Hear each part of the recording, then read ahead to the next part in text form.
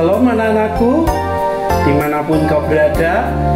Saat ini kita kembali dalam pembelajaran pendidikan agama Kristen melalui program ini bersama dengan Pak Andi Kusuma.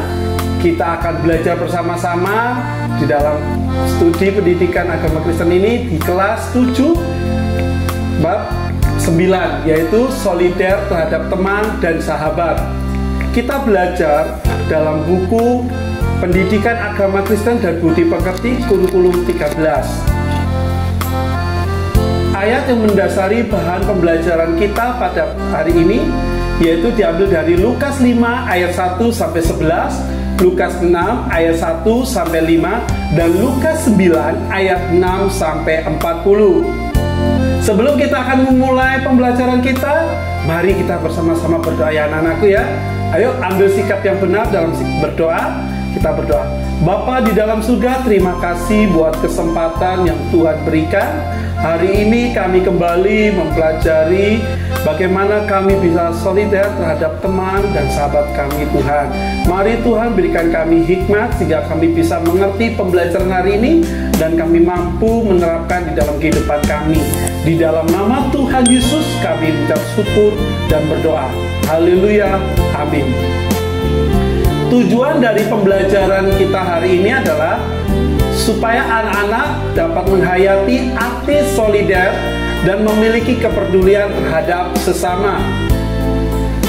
Supaya anak-anak memiliki sikap rendah hati, peduli, memiliki sikap solidaritas terhadap sesama menurut Alkitab. Anak-anak juga mampu menyebutkan makna solidaritas. Yang keempat, anak-anak juga mampu menceritakan bahwa telah membangun pertemanan dan persahabatan. Anak-anak juga mampu membuat proyek yang berkaitan dengan sikap rendah hati, peduli, solidaritas terhadap sesama, mengacu pada Alkitab.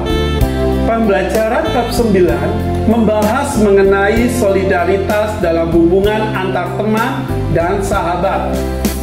Topik ini penting untuk dipelajari karena hampir setiap orang membutuhkan teman dan sahabat dalam hidupnya. Dalam membina pertemanan dan persahabatan, solidaritas merupakan unsur yang amat penting. Dalam persahabatan ada sikap simpati, bela rasa, kesetiaan, dan mengasihi. Semua sikap itu menyatu dalam solidaritas. Melalui syair lagu Count on Me yang dinyanyikan oleh Bruno Mars, kamu dapat menghayati makna solidaritas yang indah dalam hubungan pertemanan dan persahabatan. Solidaritas artinya berbela rasa kepada sesama, menunjukkan simpati dan empati pada sesama. Sebagai remaja, kamu tentu memahami apa arti berteman dan bersahabat. Teman adalah seseorang yang kita kenal dan dapat kita ajak untuk melakukan banyak hal bersama-sama, baik itu belajar maupun bermain. Sedangkan sahabat adalah seseorang yang kita percayai untuk saling berbagi dan mencurahkan isi hati kita. Bahkan sahabat adalah orang yang mampu percaya untuk menyimpan rahasia yang tidak kamu beritahu kepada teman lain. Biasanya, solidaritas kita tunjukkan pada orang-orang terdekat seperti keluarga, teman, dan sahabat, barulah kepada orang lain. Jika kita tidak mampu menunjukkan solidaritas kita pada orang-orang terdekat, kita akan sulit untuk solider pada orang lain yang tidak kita kenal. Apakah kamu pernah melihat seorang yang selalu menyendiri? Nah, tak pernah bicara ataupun berbagi dengan orang lain. Orang itu pasti sangat kesepian. Jika kamu pernah menyendiri, kamu tentu dapat merasakan perasaan itu. Sesuatu yang tak dapat membawa kita keluar dari kesendirian adalah memiliki teman dan sahabat. Tidak masalah berapa banyak teman atau sahabat yang kita miliki. Namun, yang terpenting adalah bentuk pertemanan dan persahabatan itu.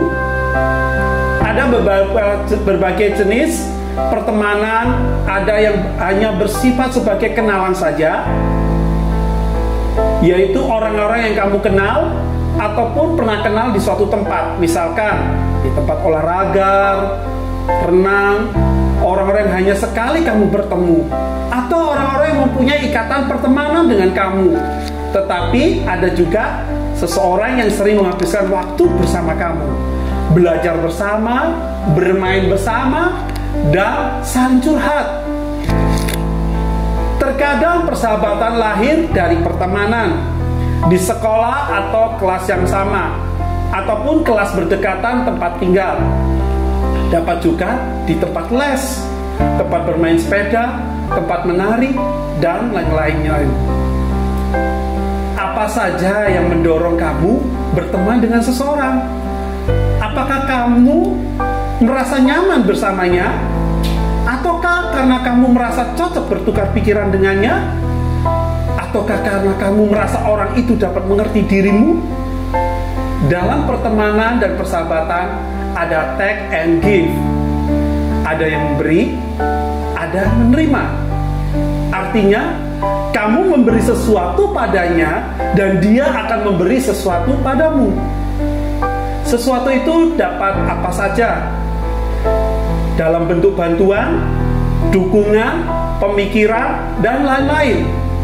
Jika pertemanan didasarkan hanya pada keinginan untuk menguasai seseorang atau memenuhi kebutuhan kita, misalkan karena orang itu dapat kamu manfaatkan, ataupun orang yang mau berteman dengan kamu karena kamu dapat dimanfaatkan, itu bukanlah pertemanan yang sehat dan baik.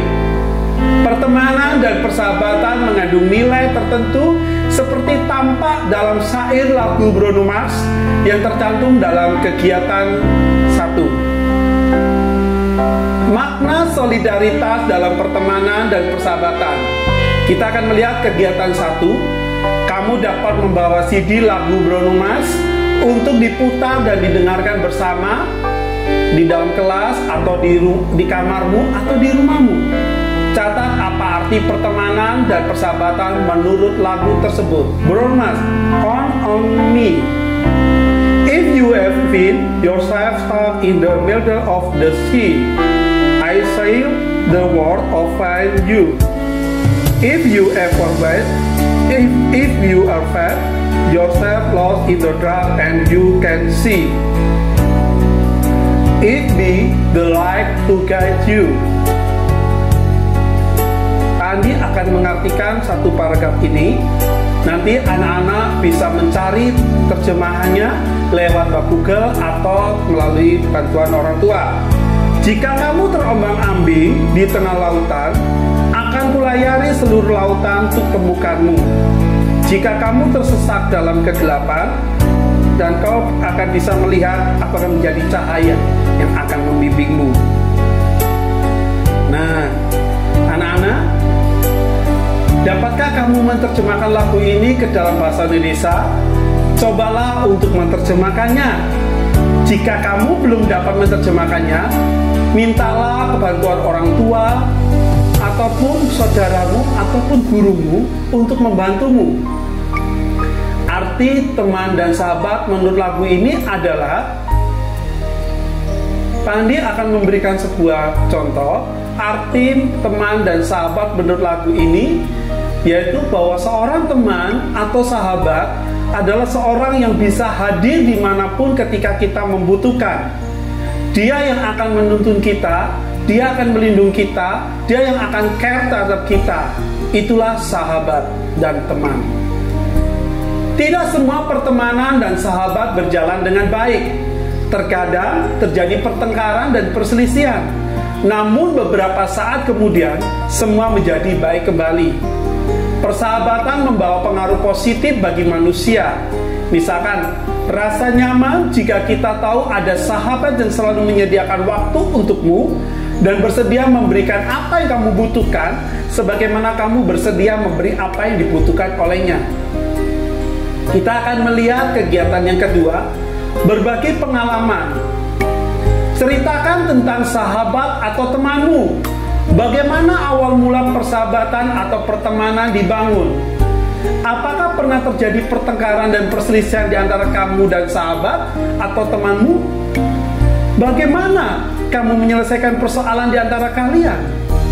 Bagaimana kamu membangun solidaritas dengan sahabat dan temanmu?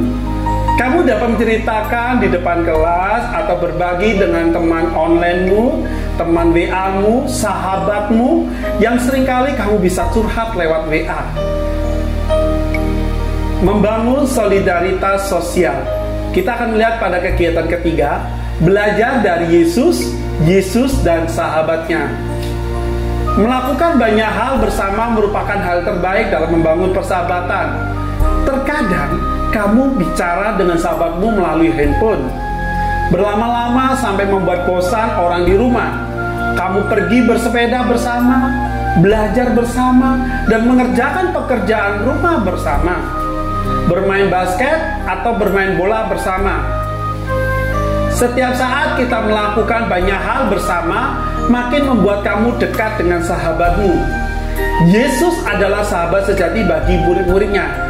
Dia berjalan bersama mereka, berbagi bersama mereka, dia juga mendengarkan mereka. Dia peduli pada mereka dan menunjukkan solidaritasnya pada mereka. Yesus selalu mengajak murid-muridnya melakukan banyak hal bersama. Bahkan dia memberikan mereka kuasa untuk menyembuhkan orang sakit. Mereka menghadiri pesta kawin di Kana, memancing ikan di danau Genesaret bersama-sama. Dia menunjukkan solidaritasnya bagi murid-muridnya dengan membela mereka dari serangan orang-orang Farisi. Ketika mereka mengecam murid-muridnya yang memetik gandum pada hari Sabat adalah hari di mana semua orang Yahudi tidak bekerja. Memetik gandum termasuk bekerja. Karena itu orang Farisi mengecam murid-murid Yesus. Dia juga menegur murid-muridnya ketika mereka salah. Jadi Yesus tidak hanya mendukung mereka, tetapi dia juga menegur mereka ketika mereka bersalah.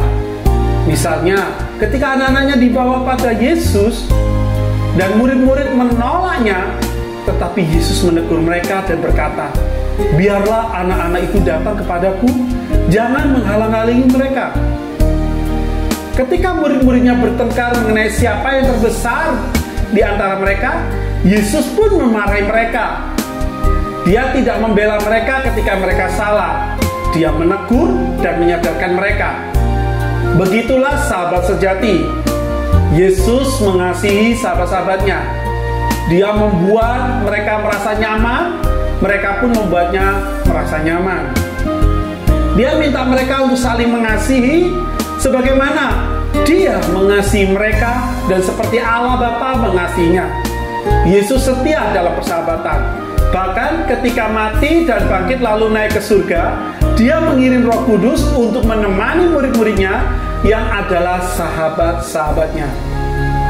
Para murid-muridnya pun sebagai sahabat-sahabat terus menunjukkan kesetiaan mereka pada Yesus dengan terus memberitakan Injil kebenarannya. Solidaritas yang benar. Hal ini penting dapat dicatat dalam persahabatan Yesus dengan murid-muridnya adalah Dia selalu berdiri di pihak mereka dan membela mereka. Tetapi Dia tidak membenarkan mereka ketika mereka melakukan kesalahan. Dia menegur mereka. Yesus menempatkan kebenaran dan berani kata benar sebagai bagian penting dalam membangun dan memelihara persahabatan. Terkadang kamu tidak berani berkata benar pada teman dan sahabatmu karena takut mereka menjauh ataupun memusuhimu. Meskipun kamu tahu perkataan dan perbuatan mereka salah, bercermin pada sikap dan tindakan Yesus, mampukah kamu belajar untuk berani berkata benar pada teman dan sahabatmu? Apakah kamu belajar untuk membela kebenaran dan bukan membela orangnya, apalagi jika kebetulan orang itu adalah teman atau sahabatmu?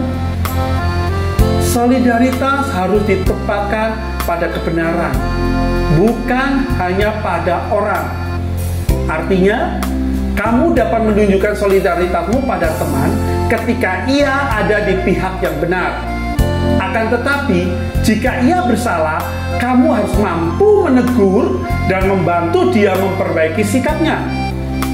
Solidaritas hendaknya dilandasi oleh kasih dan pengharapan terhadap teman dan sahabat. Kita mewujudkan solidaritas pada teman dan sahabat berdasarkan kasih yang tulus tanpa mengharapkan imbalan.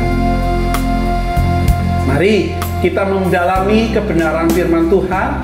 Bacalah beberapa bagian Alkitab yang tercantum di sini dan tulislah kegiatan Yesus bersama murid-muridnya, terutama dalam kaitannya dengan solidaritas bagi sahabat.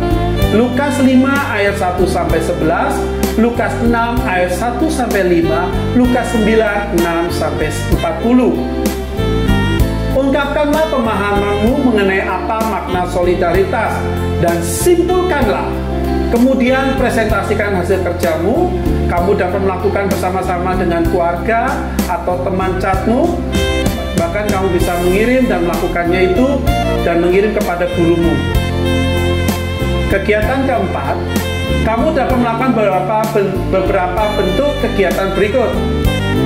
Pertama, tuliskan apa yang kamu inginkan dari seorang sahabat atau teman, apa yang dapat kamu lakukan baginya. Apa yang kamu inginkan dari seorang sahabat dan teman, dan apa yang bisa kamu lakukan. Pak Andi akan memberikan sebuah contoh. Pak Andi yang diinginkan dari sebuah teman atau sahabat Pak Andi adalah dia selalu bisa hadir ketika Pak Andi membutuhkan. Dan yang bisa saya lakukan adalah saya bisa menjadi teman dan sahabat ketika dia membutuhkan saya juga. Tulis yang kedua yang bisa kita lakukan dalam bentuk kegiatan, tuliskan refleksi pendek mengenai teman dan sahabatmu.